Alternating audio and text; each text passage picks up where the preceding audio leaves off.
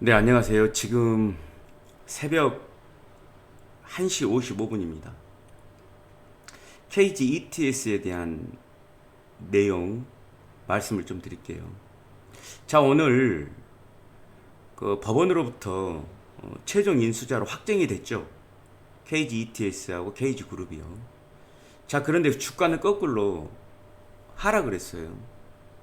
자, 왜 이런 상황이 벌어졌는지에 대한 어, 내용에 대해서 좀 말씀을 드리기로 하고요. 자, 일단 차트부터 한번 볼게요. 자, 오늘 6.38% 하락을 했죠. 오늘 같은 날은 정말 좋은 호재가 터졌고 대박이 터지는 날이기 때문에 상한가를 갈 줄 알았는데 오히려 하락을 해버렸거든요. 그래서 실망하시는 분들이 많이 계실 거예요. 자, 내용을 보니까 자, 외국인이 팔아버렸어요. 자, 개인 개미들이 샀고요. 그럼 외국인들이 팔아버렸으니까 주포가 나간 거 아니냐, 이렇게 판단할 수도 있죠. 이 부분도 한번 따져볼게요. 자, 그리고 오늘 총 거래가 1100만 주가 됐습니다. 작은 거래량은 아니지만 지난번에 5월 13일자에 5200만 주 거래량보다는 굉장히 작은 거래량이죠. 자, 1100만 주 거래가 됐어요. 1100만 주가 거래가 됐는데 외국인은 실제로 84만 주를 팔고 나갔죠. 주가는 6%가 떨어졌고요. 그러면 6%를 떨어뜨린 범인이 외국인일 수 있겠다라고 판단할 수 있죠. 근데 제가 봤을 때는 외국인이 아니에요. 왜 그러냐 그러면 실제로 이 외국인이 관여한 비율이 별로 안 돼요. 물량 자체가. 자, 순수하게 매도한 것과 매수한 걸 한번 따져볼게요. 자, 총 매도한 양이 외국인이 150만 주입니다. 얼마 안 되죠. 총 거래량은 1100만 주인데 매도한 양이 150만 주잖아요. 그러니까 얼마 안 되잖아요. 반면에 개인 한번 봐보자고요. 1000만 주 매도했죠. 그러니까 개인이 떨어뜨린 거예요. 외국인이 아니고. 1000만 주 판 놈하고 150만 주 판 놈하고 누가 영향력이 크겠어요? 개인이 크다고 봐야죠. 그러니까 외국인 아무것도 아닌 거예요. 외국인 물량은 얼마 안 돼요. 이전에 2% 가지고 있다가 4%까지 하루 만에 늘었다가 다시 2%로 원상 복구했어요. 자, 그래서 외국인하고 상관이 없다, 이 말씀 먼저 드리고요. 자, 개인이 1000만 주를 팔았습니다. 그럼 매수는 얼마 했을까요? 매수는 1100만 주를 했어요. 자, 개인이 순 매수량은 한 100만 주를 했는데 매도량하고 순수한 매도량하고 순수한 매수량을 따져보면 1000만 주가 넘어가요. 그러니까 파는 사람도 많았지만 사는 사람은 조금 더 많았다는 결론이 되겠죠. 근데 주가는 마이너스 6%로 떨어졌거든요.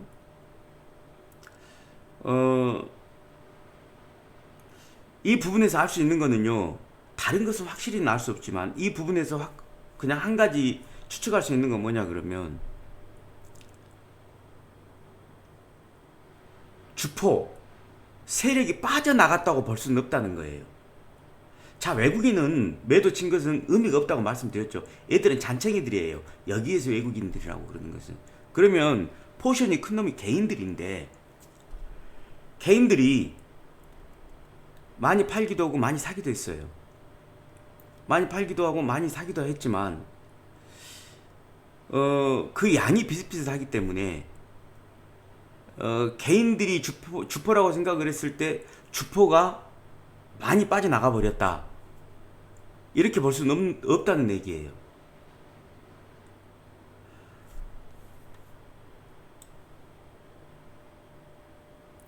자, 그리고 한 가지 더 말씀드리고 공시를 한번 볼게요. 여기 5월 12일자에 5월 12일 그리고 5월 13일 날 여기에 거래량이 가장 많았는데 이때 평균 단가가 18,800원입니다. 그리고 18,800원을 기준으로 보면 자, 이 정도 되거든요. 18,800원을 기준으로 보면 만약에 주포들이 빠져나갔다 그러면 여기 이 공간에서 빠져나갔어야 돼요. 이때 들어왔던 주포들이 만약에 빠져나갔다 그러면 여기에서 빠져나갔어야 돼요. 근데 거래량이 빠져나갈 수 있는 거래량이 결정적으로 아니에요. 제가 드리고 싶은 말씀은 뭐냐 그러면 주포가 빠져나가는 것처럼 보이진 않는다는 말씀을 제가 드리고 싶은 거예요. 그러니까 이상한 것이죠. 이렇게 좋은 재료가 떴으니까 상한가로 빡 한번 말아서 올리고 천천히 빠져나가도 될 텐데 왜 이렇게 밋밋하게 하락했을까? 이제 이런 생각이 드는 건데요. 저는 좀 실망하긴 했지만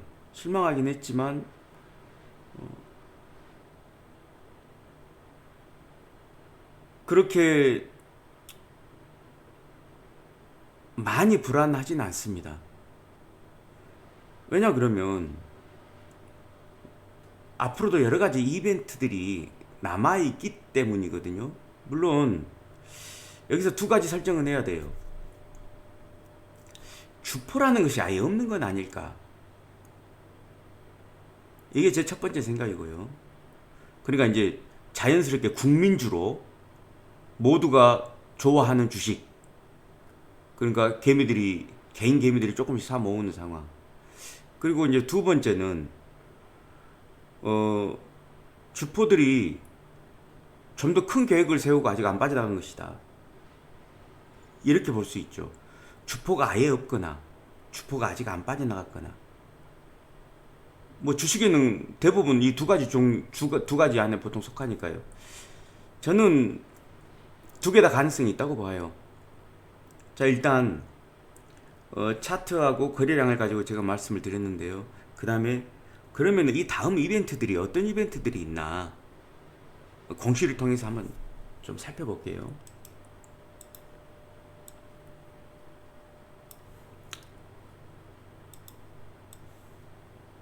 자, 오늘 나온 공시입니다. 자, 쌍용자동차의 인수자가 KG 컨소시엄으로 확정됐다는 내용이고요. 자, M&A 투자 계약 체결 주요 내용입니다. 자, 인수대금이 3,354억으로 돼 있어요. 자, 이거는 뭐냐 그러면은요.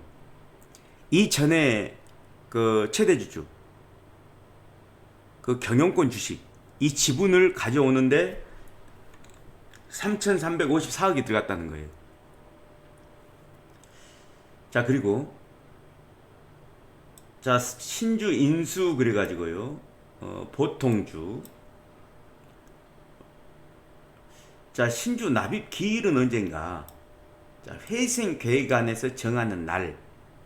이렇게 돼 있어요. 회생 계획안에서 정하는 날. 여기서 이제 날짜가 정해지지 않았다는 것이기도 하고, 이 회생 계획안이라는 게 중요해요. 회생 계획안. 자, 조금 이따 말씀드릴게요. 자, 신주 인수대금은 아까 말씀드린 3,354억. 이거는 순수하게 이전 최대주주 거 지분을 가져오는 돈이에요. 그 다음에 운영비라든가 이런 건 별도로 또 납입을 해야 돼요. 그게 약속이 돼 있으니까. 자, 계약금은 이미 치러졌고요. 335만원 10%. 자, 인수대금 납입 기간. 회생계획안을 위한 관계인 집행기일로부터 5영업일 전까지 당사가 지정하는 회사 명의의 은행 계좌에 납입해야 된다. 쌍용차 계좌에 납입을 해야 된다. 그 말이겠죠. 자, 그 다음에 인수대금 외에 운영자금 대여 해가지고 나옵니다. 제가 말씀드렸죠. 그 3,450억은 순수한 지분을 가져오는 거. 이 전 최대주주에.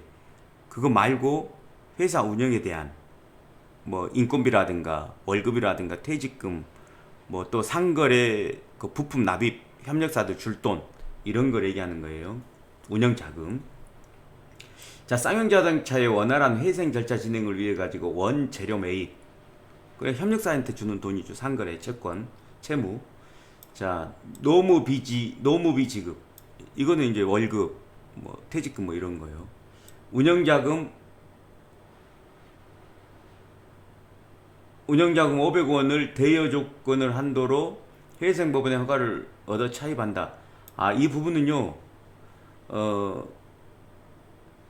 아까 말씀을 드렸었죠. 이 부분은 그냥 500억 차입해 놓은 거예요. 제가 지금 조금 헷갈리고 있는데요.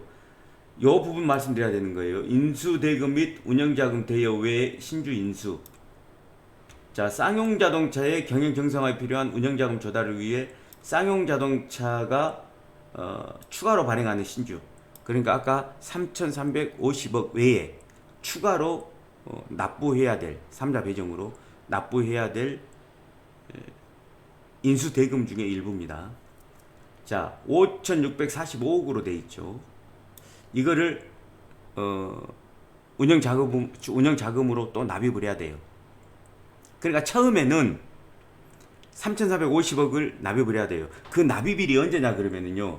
여기 회생계획안 나오죠. 여기 보면은요. 자, 신주 인수 그래갖고 대금 납입 기일 나오잖아요. 회생계획안에서 정하는 날로 돼 있습니다. 이게 뭐냐 그러면은요.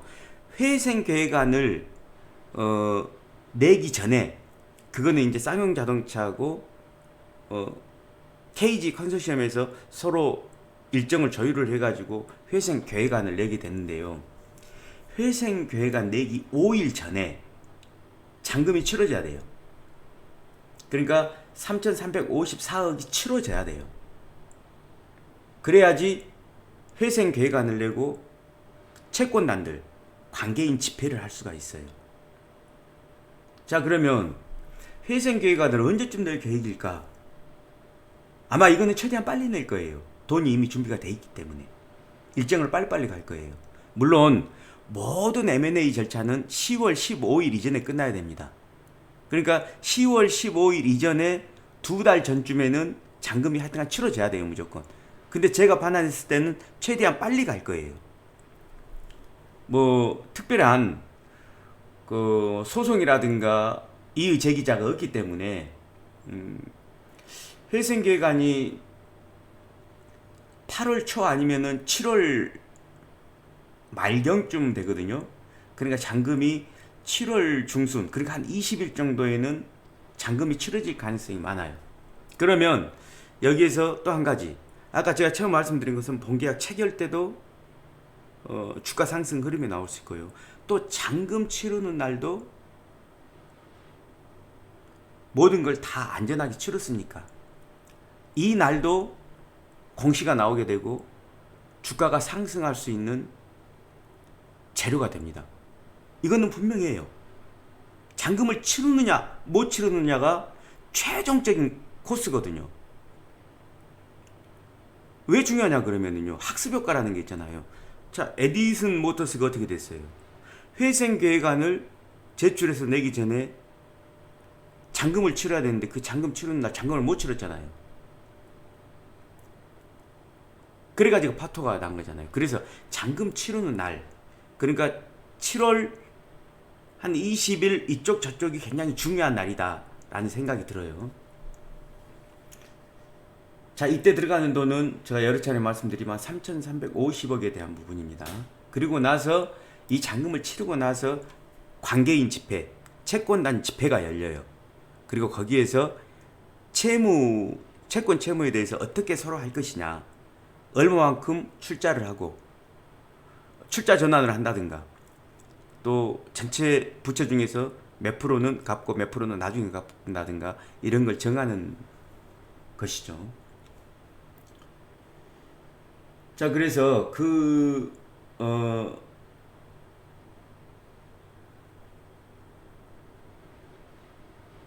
자, 5,645억 부분까지 말씀을 드렸죠.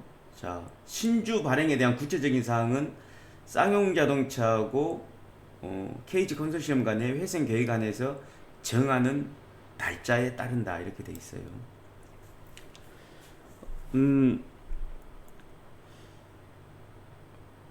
자, 이 공시 내용에서 보면은요,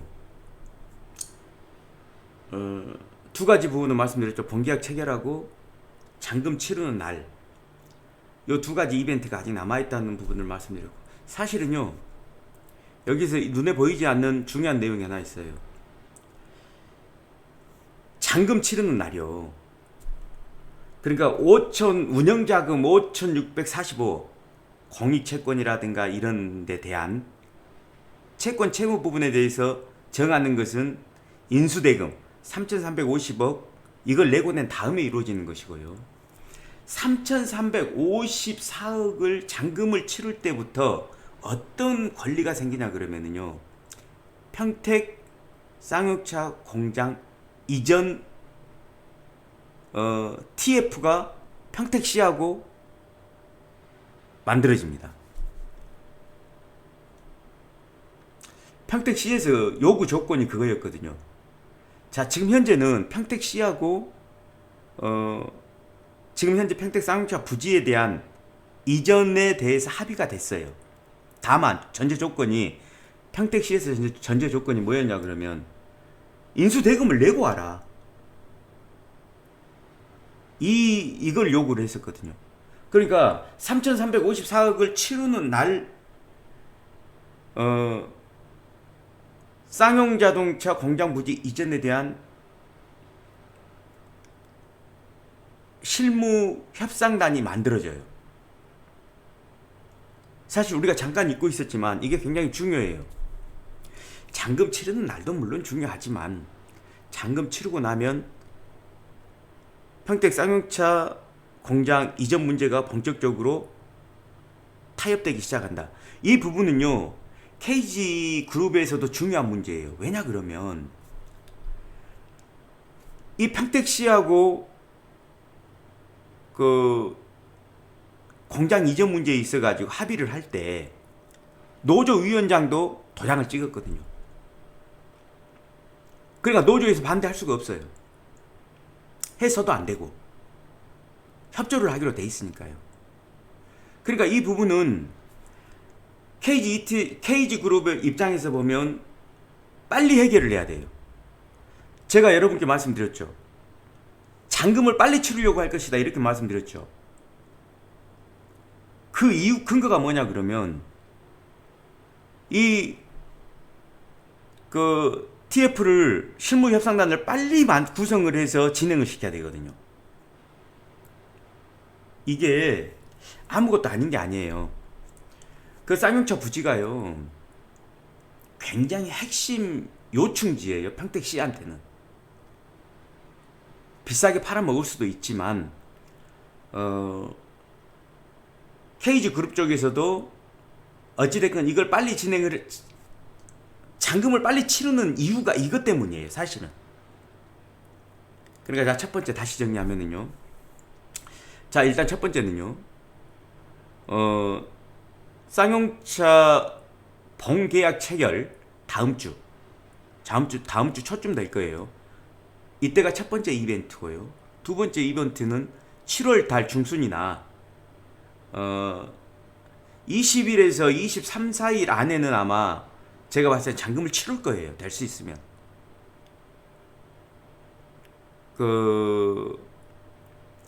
이 잔금을 치르는 이유는 제가 말씀드릴 거예요. 자, 그럼 이때가 두 번째 이벤트예요. 잔금이.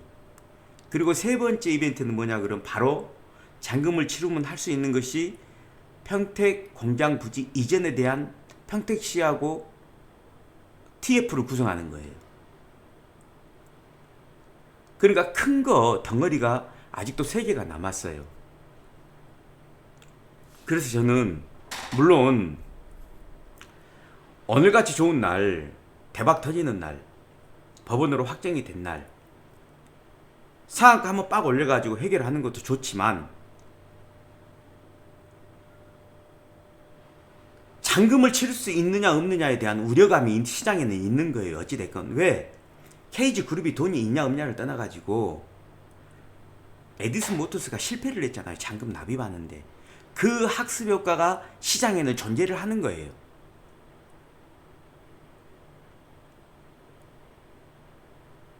그것 때문에 아마 주포들이 빠져나가지 않았는데 주가가 하락하는, 좋은 재료가 떴는데도 하락하는 상황이 벌어진 것이 아닌가. 저는 좀 어설프지만 이렇게 판단을 해보는 거예요. 안 그러면은 설명할 수 있는 방법이 없거든요. 물론 이렇게도 생각할 수 있죠. 이 종목 같은 경우는 주포가 없다, 이러면은 제가 할 말은 없어요. 왜냐 그러면은요, 주포들은 이벤트가 있는 곳에서는 자동적으로 형성이 돼 있는 것이거든요. 근데 지금 상황은 마치 주포가 없는 것처럼 그렇게 보여질 수도 있는 상황이거든요. 하지만 저는 있다고 봐요. 다만 방금 말씀드린 대로 오히려 확정이 된 것보다 잔금 치르는 거에 더 무게감이 있기 때문에 아마 상승은 모든 것이 다 종결되는 잔금 치르는 날 정도가 되지 않을까. 그리고 잔금 치름으로 해가지고 바로 큰 이벤트가 하나 따라오는 것이 평택 공장 부지 이전, 이게 진짜 큰 이벤트거든요. 사실은 쌍용자동차의 모든 재무 구조가 이 평택 부지를 팔면서 개선될 수 있거든요, 전반적으로. 그러면은 그 반사이익은 누가 보겠어요? 당연히 최대 주주인 인수자인 KG ETS가 볼 수 있겠죠. 자, 오늘요 제가 몇 가지를 말씀드렸습니다. 자, 외국인이 빠져나갔는데 외국인이 세력은 아니다. 그러니까 외국인이 빠져나간 거 가지고 세력이 빠져나갔다고 할 필요는 없다. 자, 그러면 주포가 빠져나간 거냐, 아니면 주포가 없는 거냐? 주포가 빠져나가지 않는 것은 확실해요. 그리고 주포가 없을 수는 없어요, 모든 종목에는, 이벤트가 있는 종목에는. 그러면은 언제 빠져나가냐? 제가 방금 말씀드린 대로 아직 본 게임이, 물론 본 게임은 끝났어요. 본 게임은 끝났는데 말로만 끝난 거잖아요. 자, 일단 지분에 대한 인수대금 3,350억, 그리고 그 대금을 치르게 되면은 평택 공장 이전 평택시하고 태스크포스를 구성한다는 거, 이게 가장 큰 이벤트라는 거.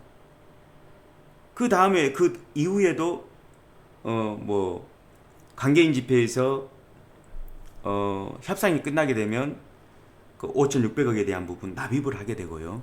그것도 아마 8월 달이면 정리가 될 거예요. 제가 효림 그룹도 그 파빌리온 컨소시엄에 들어와 있다고 말씀을 이전에 회원님들께 다 드렸죠. 그러니까 채권단 문제도 어느 정도 지금 정리가 돼 있는 상황이고요. 그 다음에 10월 15일까지는 모든 게 다 정리가 돼야 돼요. 그러니까 10월 15일 날은요, 어떻게 보면 지금 법정관리 있잖아요, 이거 졸업하는 날이에요. 그러니까 굵직굵직한 이벤트들이 계속 이렇게 남아있는 거예요. 주포들은 이것이 하나의 먹거리죠. 이런 것들이 언제든지 주가를 올릴 수 있는 재료가 되니까 주포들은 그때그때 자연스럽게 발생을 하는 거예요. 먹잇감이 있는 곳에 주포들은 달라붙게 돼 있는 존재들이거든요. 자, 그러니까 자, 한 4가지 정도에 대해서 제가 말씀을 드렸네요. 그리고 마지막 한 가지 더 말씀을 드리면 이렇게 재무구조가 개선이 돼버리고 나면은요, 그러니까 회생계획안을 내가지고 잔금을 치르고 운영자금까지 들어가 버리고 평택 부지까지 뭐 매각하겠다는 내용까지 나오고 나면 법정관리 졸업하게 되고, 그 다음에 있는 이벤트가 뭐냐, 그러면 큰 이벤트가 또 하나 남아있죠. 쌍용자동차, 주식 거래가 재개되는 거예요. 이것도 최대 주주 입장에서는 엄청나게 큰 이익을 볼 수 있는 대목이죠. 자, 그리고 이제 이것은 혹시라도 관계인 집회, 그러니까 채권단 협상에서 문제가 발생할 수 있지 않느냐 이렇게 판단하는 분도 계실 수 있는데, 물론 고비는 고비예요. 어떻게 보면 가장 큰 고비가 될 수도 있어요. 채권단에서 반대하면 못하니까요, 결론적으로는. 근데 KG 그룹이 참 대단한 것 같아요. 뭐냐 그러면 이전 최대 주주 마힌드라 지분이 75%거든요.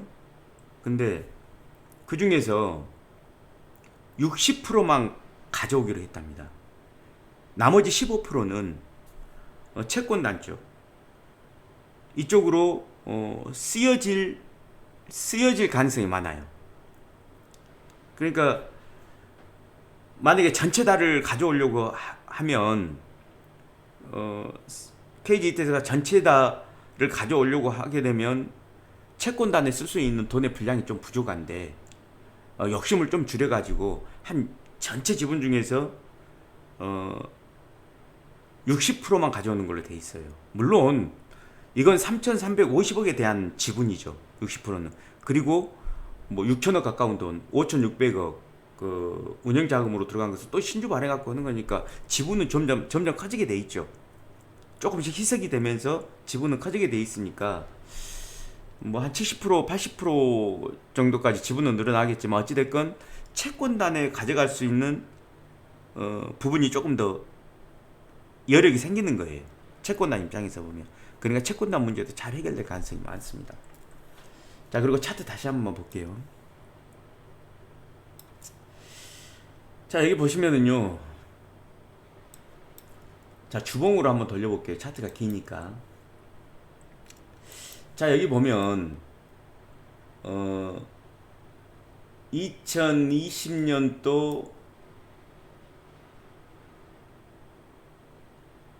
2021년도일 거예요, 아마. 2021년도네요.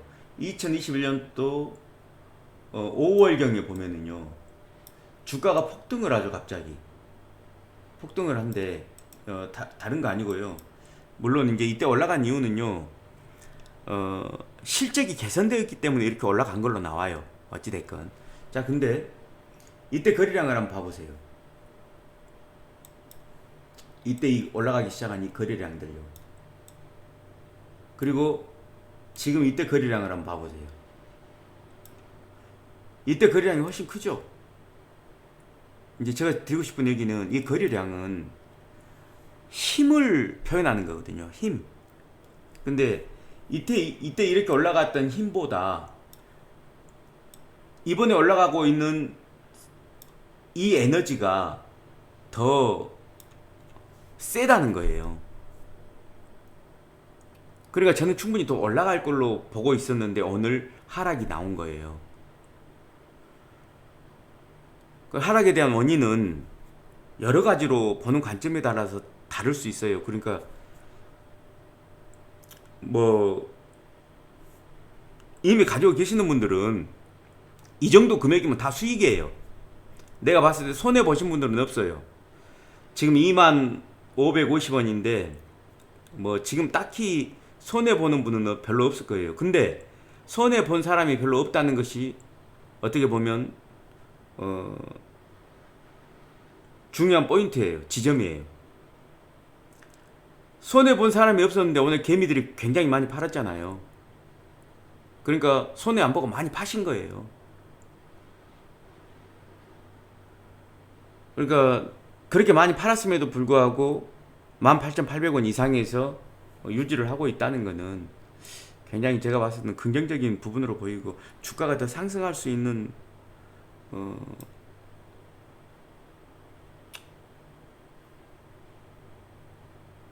요인이 되지 않을까 이렇게 생각을 합니다. 뭐 이 정도 금액이면 매도 버튼 누르셔가지고 빠져나가셔도 되지만, 제가 봐서는 한 절반 정도만 빠져나가시고 나머지 절반은 약간 위험에 베팅을 하는 것도 괜찮겠죠. 자, 지금이 아니 새벽 2시가 좀 넘었네요. 자, 여기까지 하겠습니다.